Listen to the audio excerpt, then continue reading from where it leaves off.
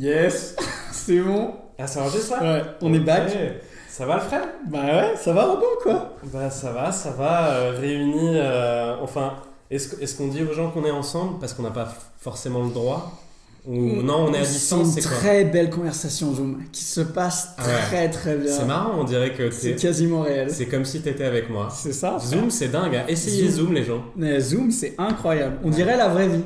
Ouais. Par contre, on vous avait dit quand même que Manu du 8, il essayait de nous faire taire. Ouais. Je sais pas ce qu'il vous faut comme preuve de plus, hein, parce qu'organiser un confinement national juste pour qu'on puisse pas faire les loustiques, c'est quand même un peu ridicule. Hein. C'est très très fort. Le mec a vraiment la haine contre toi, Alfred. Je sais pas pourquoi. Le mec a fait en sorte que tu puisses pas fêter ton anniversaire à l'Hippo quand même. Hein. Le mec a organisé le confinement le jour de ton anniversaire, alors qu'on avait réuni tous les fonds nécessaires pour fêter l'Hippo. On avait combien? Ils ont le droit de savoir. Ils ont le droit de savoir. Nous, on ment pas. Nous, on monte nos chiffres. On n'est pas comme l'État. On avait 55 € sur le compte de l'Hippopotamus. Voilà. Et ma mère a mis 50 €. Exactement. Il y avait 2 donateurs. Mais il y a quand même eu 5 € qui sont venus de notre stalker national. Ouais. On l'embrasse. Hein. Théodore, on t'embrasse fort, frérot. Théodore, t'es incroyable. Ça bouge pas. Non, écoutez, on va continuer les loustiques, peu importe la période, on l'avait dit, on l'a annoncé et on va le faire. Et l'Hippo, tu as dit, toi, tu as pris une décision radicale. J'ai dit qu'on gelait les fonds. J'ai dit qu'on gelait les fonds et qu'au déconfinement, on ira à l'Hippo avec Robin et peut-être d'autres loustiques. Alfred, regarde-moi. Tu l'auras ton steak à cheval. Tu vas l'avoir. Il se souvient de ma commande. C'est fort. Tu vas l'avoir ton steak à cheval. C'est fort. Alors Alfred, puisque ta mère c'est du coup notre plus grand sponsor, j'aimerais que tu nous parles un petit peu d'elle. Non. Mais si, tu m'as dit qu'elle nous avait fait un bilan sur le podcast. Ah. Qu'elle t'avait dit des petites choses sur les loustiques. Non, en vrai, dis-nous ce que notre sponsor nous a dit. J'ai dit pour une fois, j'ai dû préparer le podcast parce que donc ma mère a écouté le podcast et elle trouve que tu prépares mieux que moi.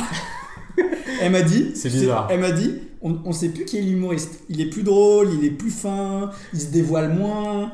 Il se dévoile moins. Donc j'ai l'impression de beaucoup me dévoiler. Donc aujourd'hui, Robin, tu es mon invité et je vais te manger comme Jean-Jacques Bourdin.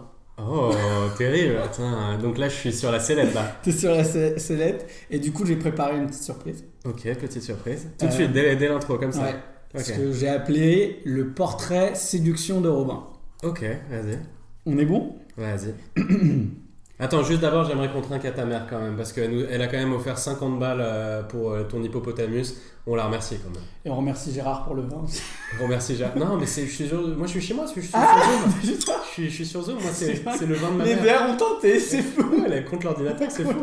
Contre l'écran. Ne faites pas ça à la maison, hein. Ne trinquez pas contre votre ordinateur. Faites jamais ça. Le portrait séduction de Robin. Allez.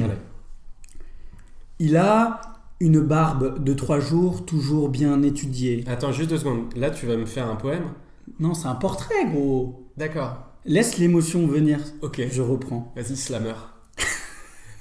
Petit corps de lâche. Il a une barbe de 3 jours, toujours bien étudiée. Un t-shirt bien coupé. Il fume de moins en moins, mais c'est quand même beaucoup.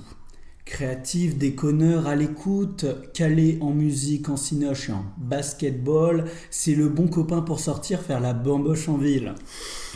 Il aime le jean, les filles et la musique électronique. Avant, il avait une afro, mais il n'en parle plus. Souvent célibataire, parfois accompagné, homme libre, sans attache et sans hygiène de vie. On pourrait croire qu'il est américain, mais il a accepté de rester un peu en France avant son transfert au LA Galaxies comme milieu défensif. Yeah. C'est Robin The Dude Noël. Il y a les yeux qui brillent. Je vois des yeux qui brillent. C'est beau. J'aimerais dire que c'est la première fois que quelqu'un écrit un papier sur moi, ce serait pas vrai, mais en tout cas... Quelle horrible réception. mais en tout cas ça me fait plaisir et je trouve ça beau que à 29 ans, tu vois, tout fraîchement...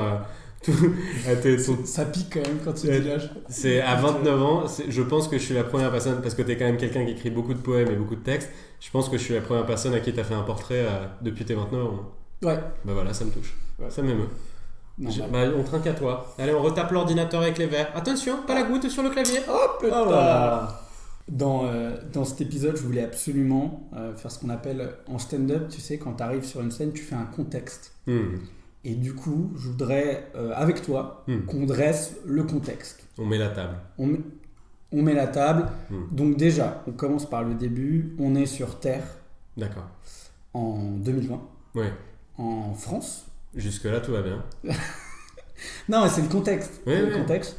La France a été attaquée par un virus venant de Chine. D'accord. Il y a eu une première vague avec un premier confinement. D'accord. Et là, on est au deuxième confinement. Ok. Voilà, ça c'est le contexte. D'accord. Et Attends, mais tu peux me laisser... Il y avait une blague, oui. C'était le moment où il y avait la blague. Tu peux me laisser 5 secondes pour essayer de croire à ce contexte ? Ouais. Tu vas rentrer dans le personnage ? Ouais, vas-y. Ok. C'est bon. Et on s'est rendu compte, en fait, avec ce deuxième confinement, qu'en fait, avec une menace de 135 €, tu tiens un pays, en fait. Il suffit d'une petite amende, 135 €, circuler, il n'y a plus rien à voir. C'était la blague. Et elle est ratée. C'est terrible, hein. Contexte. Il y a ta cloche chez toi qui t'applaudit. C'est très très fort. C'est fort. Quand le mobilier se met à t'applaudir, c'est vraiment que t'as touché quelque chose. Par contre, quand il y a un autre humain dans la pièce et que cet humain ne t'applaudit pas mais que le mobilier t'applaudit, là c'est... C'est incroyable. Écoute, on a le public qu'on cherche. Moi, les horloges m'adorent. Toi, tu feras peut-être pas un stade, mais tu feras peut-être un magasin Ikea. Ah, c'est possible. T'es peut-être un humoriste de magasin Ikea. Et du coup, j'avais une question par rapport à ce contexte. Dis-moi. C'est, est-ce que Robin, tu es nostalgique de la période Gilets jaunes ? Est-ce que je suis nostalgique de la période Gilets jaunes ? Oui, bah c'était plus sympa. Est-ce que tu me demandes est-ce que les barbecues me manquent ? Oui, ça me manque. Les chipots sur les ronds-points, ouais, bah c'était quand même plus sympa. Ouais. C'est sûr. On y perdait des yeux, mais on vivait. Voilà. On va garder ça dans le podcast, c'est sûr. Normalement, on fait pas de politique, mais. Ah, c'est fort. Mais vas-y, allez, let's go. Hein. Ouais. Et tu sais quoi ? Moi, j'en ai plus rien à foutre. Moi, je suis en confinement. Tu trinques en confinement. Moi, je lâche tout là. Je lâche tout. Là, pour te dire. C'est incroyable cette réunion Zoom où 2 horloges sont dans la même pièce au même moment. C'est dingue. Attends, ça arrête jamais ton horloge là. Mais il est l'heure, frérot. Il est l'heure de quoi ? Je sais pas, mais. Qu'est-ce que vous faites chez toi ? Il y a un troisième personnage dans les loustiques. Vous faites des sortes de trucs à Eyes Wide Shut à 19h20 là ? Bon. Alors, moi, vu que tu étais en train de parler du confinement, je vais te parler aussi du confinement. Je sais pas toi, mais moi j'ai une sorte de déformation par rapport au confinement. C'est que maintenant, quand je regarde des films, genre pour tout te dire, hier j'ai regardé Pearl Harbor avec ma mère. Ça n'a rien à voir avec ça, mais c'est une bonne information. Mais c'est une bonne information à savoir. C'est un contexte. Tu crées un contexte tout à l'heure. Moi aussi j'en crée. T'as créé un énorme contexte. Incroyable. Il est long ce film. On l'a regardé, mais ça doit être la 3e fois qu'on le voit. Hein, c'est terrible. C'est vraiment nul, mais on adore. Et bon bref, quand je regarde des films et tout, à chaque fois je vois des scènes, des gens qui font la fête, des trucs, et en fait je sais pas si t'as ce truc là, mais moi quand je vois genre des gens regroupés en train de faire la fête ou quoi, dans ma tête dans un film, même si c'était avant, je suis en mode c'est pas très Covid tout ça. Ah ouais, genre j'ai un sort de truc derrière la tête où en fait je crois que je commence à me faire à ce nouveau monde, et en fait je commence à accepter. T'es un peu jaloux quand tu vois des gens sans masque et tout. Pas vraiment en fait, je les trouve bizarres, je me dis mais qu'est-ce que vous faites ? Tu vois, genre je suis en mode mais c'est chaud. Tu vois ce que je veux dire ? En fait j'ai l'impression de commencer à devenir un homme du monde post-Covid. Tu vois, genre, je suis devenu un mec du Covid et en fait, j'avais envie de te demander, Alfred, un truc, si tu ressens la même chose que moi. C'est quoi le contexte le moins Covid de toute ta vie ? Je vais te donner un exemple, moi, et ensuite, comme ça, t'as le temps de réfléchir. Tiens. Le truc le moins Covid que j'ai fait de toute ma vie, j'ai essayé de me rappeler. Je me rappelle, c'était une soirée en seconde où je sais plus chez qui on était à une soirée et on a fait un jeu où en fait on se servait il y avait quelqu'un qui ouvrait la bouche, on lui vidait un shot dans la bouche, mais un gros shot. Il devait garder le shot dans sa bouche genre pendant 5 secondes et au bout de 5 secondes il devait le vider dans la bouche de quelqu'un d'autre à côté de lui qui l'ouvrait, et on faisait une sorte d'indienne comme ça, on faisait une sorte de tour de table avec un shot dans la bouche. Une belle époque. Et en fait c'était jusqu'au dernier celui qui va craquer et qui le prenait. Et au-delà du Covid, c'est le truc le plus dégueulasse que j'ai fait de toute ma vie. Mec, c'est incroyable. Tu te dis les choses qu'on était prêts à faire à cet âge-là pour mettre nos lèvres contre les lèvres d'une autre nana. Genre, on était prêts à faire mais les trucs les plus dégueulasses. Ah, on aurait pu mourir pour ça. On aurait pu mourir. C'est incroyable. T'en as une toi ou pas? De trucs un peu pas Covid? Bah ouais, enfin moi j'ai des trucs pas Covid, oui. Bah oui, c'était un mec un peu sale quand même. Non, mais les trucs pas Covid, c'est quand j'étais en club, quand j'étais en festival. Ah, tu vas pas nous reparler du Club Med là? Non, c'est ça doit être au festival. En festival quand on s'embrassait tous quoi. On était torse nu. À Mykonos? Ouais. Non, peut-être le moins Covid, c'est quand je me suis pissé dessus en festival. Oh là là, c'était pas. Alors, je te le donne, c'est vraiment, ça me fait bizarre de te voir que je te donne ça. Je te donne un œuf incroyable. Alors là, t'avais dit à ta mère que t'allais moins te dévoiler, tu te dévoiles beaucoup quand même. Mais ce truc-là, c'est vrai que c'est incroyable.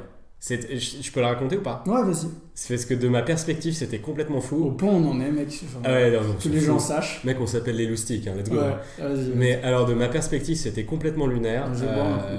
On était en soirée, on va dans un gros festival électro, dans un hangar un peu en dehors de Paris, comme tous les autres festivals, entre guillemets.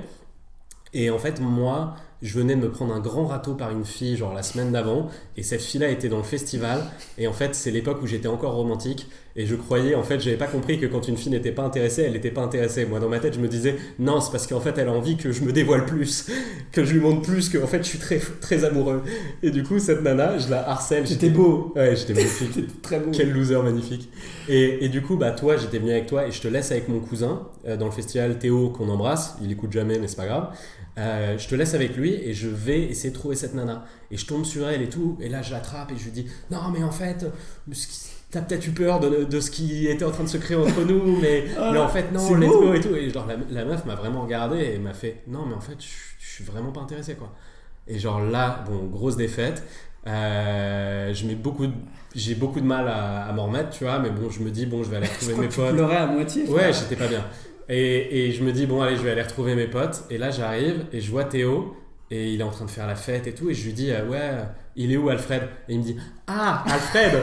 Il me dit, bon, alors. Il me dit, il y a une bonne et une mauvaise nouvelle. Je lui dis, qu'est-ce qui se passe? Et il me dit, bah, la mauvaise, c'est qu'il s'est pissé dessus. La bonne, c'est qu'il le prend super bien. Et là, il me montre du doigt. Et t'étais plus loin. Et t'étais une mare sur ton pantalon, genre t'avais pris un truc gris en plus, genre horrible, mais t'étais en train de danser comme un fou et t'étais en mode wouh parce que tu n'avais pas bu que de l'eau. Non. Et t'as passé une bonne soirée. Je me souviens, donc je me pisse dessus et je fais genre waouh, c'est un gros problème quoi. Ouais. Et là, il y a un pote de Théo, je crois que c'est Yanis ou... Oh, on dit que le nom de Théo, mais on va pas accuser. Mais il me tape sur l'épaule, je lui dis mec et tout, il rigole, il le dit à tout le monde. Ouais, donc il se retourne tout, il rigole tous, c'est horrible, genre moment de honte, incroyable et tout. Mais lui, il reste à côté de moi, hyper gentil le mec, et il me fait gros, t'inquiète, danse, ça va sécher. Et du coup, c'est pour ça, moi je suis arrivé au moment où t'étais en train de faire sécher. T'étais en train de faire de la Zumba. Et j'ai dansé, j'ai oublié. Ça a séché. Et après, au retour dans le train, les gens s'asseyaient pas à côté de moi. C'était pas à cause du Covid. Il y avait une petite odeur, mais c'était. Mais je la sentais même pas. Est-ce que c'est pas. Mais tu vois, tu viens de le dire, mec. Attends, ça c'est super intéressant. Tu vois, on fait des parallèles, on recoupe. Les gens ne s'asseyaient pas à côté de toi dans le train. Est-ce que en fait, c'est pas les gestes barrières qu'il nous faut? Est-ce que c'est pas l'odeur barrière? Est-ce que c'est inventé l'odeur barrière? Est-ce qu'il faudrait pas que les gens se pissent dessus dans les transports? Et voilà. Et là, d'un coup, tu vois, on a l'impression qu'on dit que des conneries. J'espère que Manu du 8, tu nous écoutes. Manu. Parce que là, on vient peut-être de régler un grand problème de société. L'odeur barrière. Incroyable. Voilà. Tu sais, je réfléchis beaucoup. Ah bon? Ouais, je réfléchis. Non, mais si, je réfléchis à fond. Vas-y. Et je me suis dit, pour les loustiques, est-ce que ce serait pas bien que je dévoile mon rêve secret, tu vois? Bah, même pour moi, je suis ton meilleur ami, ça pourrait m'intéresser. Ouais. T'as envie de savoir? Vas-y. Bon alors pour les loustiques et Robin du coup, ouais. Mon rêve en tant que stand-upper, artiste, serait de jouer 1 heure de stand-up full aux 3 Pierrots à guichet fermé. Attends, est-ce que tous les gens savent ce que c'est les 3 Pierrots? Faut peut-être que t'expliques. Hein. Moi je sais. Contexte. Alors, les Trois Pierrots, c'est la salle mythique, emblématique, électrique de Saint-Cloud. C'est un petit peu comme si on va à New York et que quelqu'un parle du Madison Square Garden. L'équivalent clodoaldien, l'équivalent de Saint-Cloud, d'où là on vient, moi et Alfred, ça s'appelle les Trois Pierrots. Voilà. C'est en face de la piscine. Vas-y, Alfred. Jouer 1 heure aux Trois Pierrots à guichet fermé, 1 heure produite par toi, avec pour première partie ton groupe, reformé, mon arrivée bien sûr en hélicoptère sur le lycée Alexandre Dumas, Okay. Au premier rang, Camille pliée en deux, il y a plein de Camille dans le lycée, il y a plein de Camille. Après le spectacle, petite soirée dans un squat vers Montretout, petite maison avec jardin, des filles un peu du coin qu'on connaît, et Katsumi. L'artiste ou le dessert japonais? L'artiste, Céline Tran. Céline Tran. D'accord. Ok. Donc, là... Attends. Ouais. Qui rigole à toutes mes blagues, D'accord. mais qui dort avec toi. Ouh. Le lendemain au café, tu me racontes tout. Elle est pas belle ma soirée? Elle est. Alors, faut que les gens sachent, c'est quasiment que des private jokes, mais moi j'ai pris un grand plaisir à les écouter. Et c'est ce qui compte en fin de compte, c'est que moi je prenne du plaisir. Donc moi j'aime beaucoup ton histoire, et j'aime beaucoup ta conclusion. J'ai honte d'avoir écrit un truc pareil. Mais non, faut pas avoir honte. Mais je suis particulièrement fier quand je dis il y a plein de Camille dans le lycée, l'espèce de... Ah ouais, il y avait que des Camille. Enfin dans notre génération, c'était même pas notre lycée tant que ça, c'était vraiment dans notre génération, il y avait 10 Camille quoi. On était entouré de Camille. Ouais. Et au final, on peut s'en sortir. Même quand on est entouré de Camille, regardez, on peut finir à 29 ans et 28 ans à faire un podcast qui s'appelle Les Loustiques, quoi. Donc, incroyable. On revient de la Camille. Voilà. Bon, on trinque à ton rêve. Putain, c'est un beau rêve. Je suis très heureux d'être très impliqué dans ton rêve. Je suis mort, frère. Je suis mort de rire. C'est surréaliste.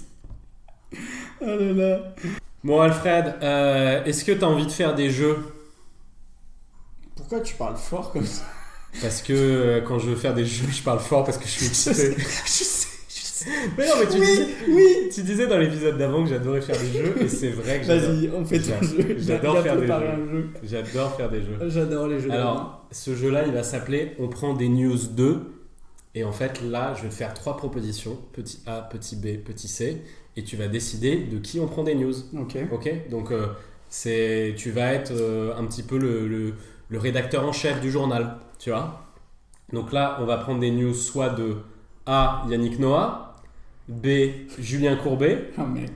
ou C, Willy Rovelli. Je sais pas qui il sait.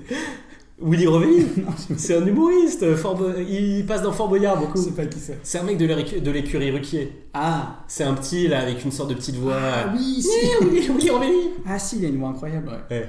Donc... on va pas prendre les news de lui. On prend pas de Willy Rovelli. Non, redis. Alors, petit A, donc je te dis que petit A et petit B du coup. Ouais, c'est bon. Yannick Noah ou Julien Courbet. C'est dur. Hein. Non, Julien Courbet.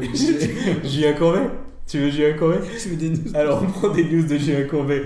Alors, j'ai pas son numéro. En revanche, j'ai lu un article sur lui. Donc, on peut pas l'appeler, voilà, c'est ça que je veux dire. Mais j'ai lu un article sur lui. Et il dit que Julien Courbet s'est fait surnommer pendant très longtemps le Zorro du PAF. Parce qu'il faisait une émission où des gens l'appelaient parce qu'ils avaient eu un problème, peut-être qu'il s'était fait arnaquer par un restaurateur, ou quelqu'un avait loué la bagnole et tout, et puis il appelait, il résolvait les problèmes, et du coup il se faisait appeler le Zorro du PAF. Et on est d'accord tous les deux, c'est plutôt flatteur de se faire appeler le Zorro du PAF. Bah, complètement. Mais là il est venu dans les journaux, et c'est ça la news, pour dire qu'il n'avait pas toujours eu des surnoms flatteurs. Parfois... bah au bout c'est incroyable. Parfois, et du coup... Alors, comment et là je te le cite, il a dit... Je ne suis pas Zorro. Ah non, tu me fais une voix. Ah, je vais essayer de faire sa voix, je sais pas trop si ça va marcher. Je ne suis pas Zorro, néanmoins, je préfère qu'on m'appelle comme ça que l'autre con de la télé. Ce qui arrive parfois quand on me reconnaît au loin dans un aéroport. Confie-t-il hilar à nos confrères. Hilar. Voilà.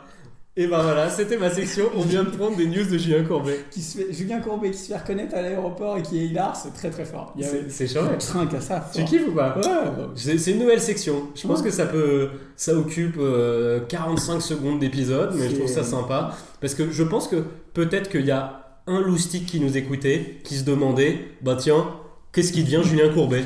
Et ben il se fait insulter de connard dans les aéroports, et nous, on est complètement contre ça. Pour nous, c'est plus le Zoro du PAF que l'autre connard de la télé. Julien, tu viens dans le podcast quand tu veux. Ah, Julien, on l'invite. Julien, comment ça s'appelait son émission? On passe à autre chose, j'ai oublié. Allez. Ok, c'est quoi ta position préférée avec une fille? Pardon, mais... L'égalité. Il est très très fort. Donc la question hop, qui était ma nouvelle rubrique, a été fracassée. Merci beaucoup. Attends, 2 secondes. Bah, du coup, je te retourne la question. L'égalité pour toi, c'est pas hot? C'est quoi, Alfred, le problème là? Si, c'est lourd. C'est lourd. Bah, du coup, c'est bon, j'ai répondu à ta question hot. Tout va bien? Tout va bien. Ok. Tout va bien. Alfred est en sueur. Je suis pas bien du tout. Alfred est en sueur. Bon, ok, j'ai une deuxième rubrique. Tu préfères, dans un monde où il y a la mer à Paris, la mer qui est montée jusqu'à Paris, tu préfères que la mer soit rive droite ou rive gauche? Je préfère que... Attends, j'ai toujours eu un problème. Là, je vais passer pour un autiste. J'ai toujours eu un problème à ça. C'est quoi la rive gauche et la rive droite? Attends, moi je suis quoi déjà? Je sais, c'est pour ça que je pose la question. Ah mec, c'est terrible. Ton sens de l'orientation. Ah mais c'est horrible. Je te fais des choses. Je suis de quel côté moi? Hein? Je suis de quel côté moi? Rive droite. Je suis rive droite. Ah bah alors, dans ce cas, que la mer soit rive gauche, parce que tout ce qui est à la rive gauche, ça ne me dérange pas que ce soit englouti sous l'eau, le nouvel Atlantis. D'accord. Ouais. Okay. Le bon marché. Ça m'intéresse pas du tout. Ouais, je suis un mec complètement rive droite dans ce cas. Si Alfred m'a bien dit la vérité et que je suis pas, qu'il est pas en train de me dire de la merde. Je t'engloutis. Non, moi je suis. Non, ok. Ouais. Moi je suis un peu un bobo. Ouais, je suis pas très bon marché. Putain, pas mal. Et ça te va comme réponse? Ça me va comme réponse. Ça remplit. Ça me va comme réponse. Ça remplit de bonheur. Deuxième question, une question. T'en as plein des questions. Une question actu. Ouais. Robin, est-ce que tu penses qu'il y a une vie après la mort? Réponse A. Oui. Non, il n'y a rien. Okay. Réponse B, il y a quelque chose. Réponse C, il y a quelque chose de bien. Réponse D, quelque chose de mal. Réponse E, tu te réincarnes en Jean-Claude Van Damme. Réponse E. Mais bon, c'est personnel du coup. Moi, je sais personnellement que je vais me réincarner en Jean-Claude Van Damme. Après, ce que les autres vont devenir, je sais pas. Moi, je me dis... Tu feras un très bon Jean-Claude Van Damme. Est-ce qu'on n'est pas en train de vivre ça, là, la vie après la mort? Est-ce que c'est pas un long confinement comme ça? Être obligé tous les soirs de faire il y a quoi un programme TV, tu vois. C'est peut-être ça la vie après la mort. Il y a quoi? Alors ce soir il y a un téléfilm sur le général de Gaulle. Je le sais parce que ma mère me l'a dit, parce que je suis confiné avec ma mère et que je connais du coup le programme TV. Je suis devenu le Télé 7 jours.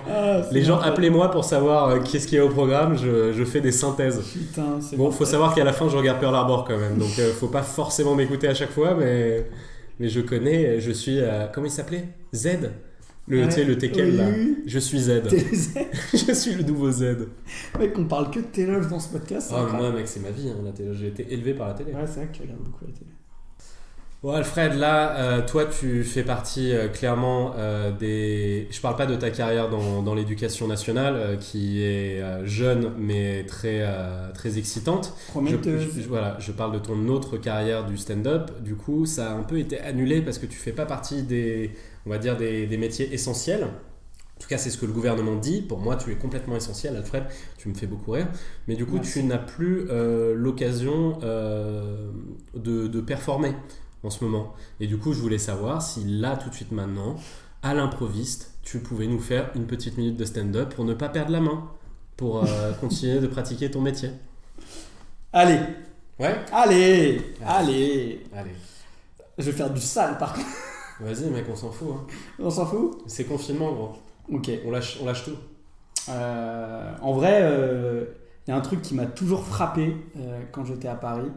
C'est la capacité des Parisiens à se mettre au soleil.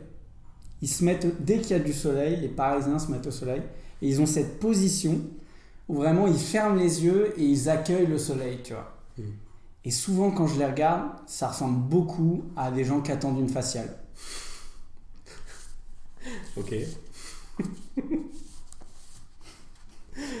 Tout le monde ne va pas comprendre cette blague. Attends, j'ai une survanne.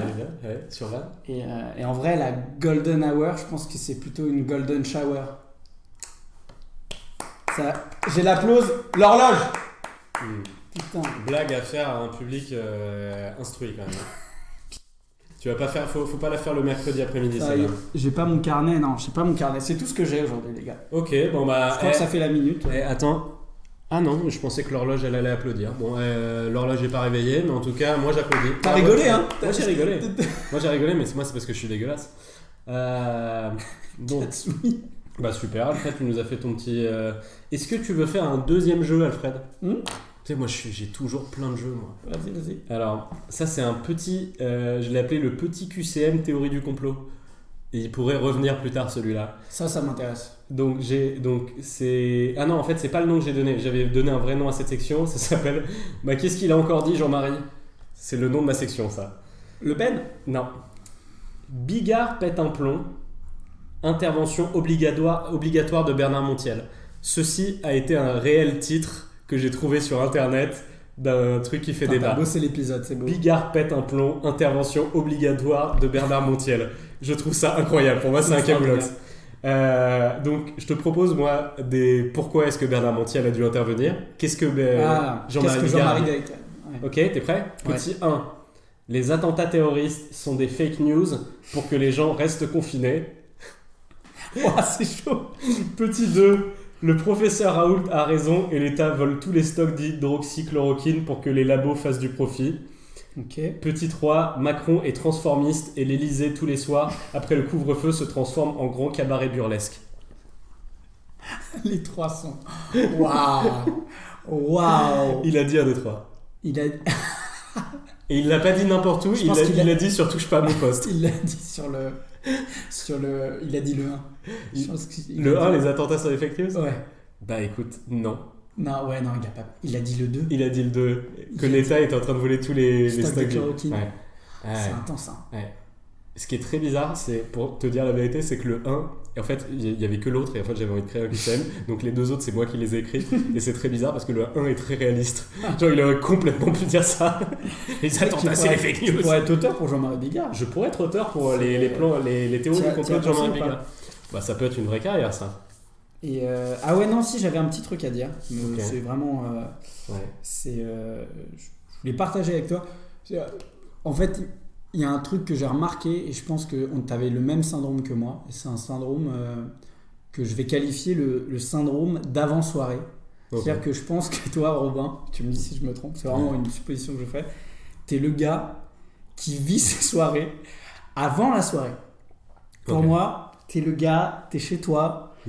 En fait, la soirée, elle a déjà commencé. C'est-à-dire que tu vas t'habiller, tu vas regarder sur Facebook qui vient à la soirée, tu vas prendre ta douche peut-être, tu vas créer des interactions entre les gens que tu as vu qui viennent. Ouais. Tu sors de la douche, tu te mets un verre, et t'arrives à la soirée et y a plein de gens qui sont partis, t'es très en retard. Ça m'est déjà arrivé. C'est pas mal ou pas? C'est bien, non, mais c'est vrai que ça m'est beaucoup arrivé. Et surtout, en fait, je vais te dire, j'ai l'impression que à peu près tout dans la vie est comme ça. C'est-à-dire qu'en fait, je pense que fantasmer les choses, c'est très souvent mieux que de les vivre. Et je pense que c'est pour ça aussi qu'il y a plein de gens qui réalisent jamais leurs rêves, parce qu'ils se donnent pas les moyens de le faire, parce qu'ils ont peur d'être déçus quand ça va arriver. Et dans leur tête, c'est très joli. Et c'est un petit peu comme moi, quand je commande 2 pizzas familiales pour moi tout seul chez Pizza Hut, parce qu'en fait, dans ma tête, c'est super. Et dans ma tête, c'est magnifique. Et en fait, à la moitié de la deuxième, j'ai envie de vomir. Et je passe une mauvaise soirée, tu vois. Et en fait, c'est un peu ça. L'idée, c'est... Je suis complètement d'accord avec toi. C'est beaucoup mieux de fantasmer les choses. Et c'est un peu comme, par exemple, les personnes qui nous ont jamais vus. Là, les rares personnes, parce qu'après c'est que des gens qui nous connaissent, qui nous écoutent, parce qu'on n'a aucun succès. Mais pour les gens qui nous auront jamais vus, ni l'un ni l'autre, ben, l'image que vous faites de nous est mieux que la réalité. Ne nous voyez pas, ne nous rencontrez pas, ne brisez pas ce... Faites qu'écouter là, écoutez-nous plus là. Nos voix sont bien plus sensuelles que même c'est pas que physique, hein, c'est même là toi, tu vois, quand je te regarde, bah t'es pas très charismatique. Bah oui, je sais. Alors que quand tu parles, oh là là, à travers ce média, oh là là, Incroyable. Je suis loustiqué. T'es loustiqué, t'es Est-ce très que loustiqué. Trèfle, t'as des choses à dire parce que j'ai un loustic de la semaine, c'était à moi de le trouver. Oh là là, oui, Alfred, donne-nous le loustic de la semaine. El Lustico de la semana. El Lustico de la semana. Ah, qu'est-ce Des choses exceptionnelles cette semaine. ¿Quién es? ¿Quién es? ¿Quién es? ¿Qué hace? Es Manuel Valls. Oh, estaba mucho tiempo. ¿Y J'ai por pas qué entendu no? par- ¿Y parler por qué de no? ce grand homme d'État. Dis-moi tout. Alors, bah gros, j'étais obligé de le mettre loustic de la semaine parce qu'on l'a vu partout Ah ouais? et je sais pas pourquoi en fait. Bah, je l'ai pas vu, moi. Il a été vu Bah, en par- fait, il y a eu des attentats effroyables en France, il y a eu des gros problèmes en ce moment Ouais. en France. Et bon, lui, il est élu. Attends, est-ce que c'était notre Premier ministre quand il y a eu les attentats de Oui. Paris? Ah ouais, c'est peut-être pour ça, tu vois. Ah ouais, c'est Il y a pour ça. peut-être un côté un peu... Ouais. C'est le ministre des attentats. Mais j'ai toujours l'impression qu'il tente un petit comeback. Et c'est pour ça que c'est le loustic de la semaine, parce que je trouve ça assez audacieux, vu la période, d'être quand même capable de faire un comeback alors que t'es en Espagne, tac, il y a des attentats, tu fais 2-3 télés, tu fais quelques interviews, t'es de retour dans le game, quoi. Alors combien est-ce que tu penses d'élections Manuel Valls? Là on est devenu très politique, hein, mais ce qu'on va voir, c'est rigolo. Combien est-ce que tu penses d'élections va perdre Manuel Valls avant qu'il arrête de se présenter à des élections? Il va continuer. Il va continuer. C'est pour ça que c'est un loustic. C'est pour la vie. Non mais c'est vrai, c'est un loustic.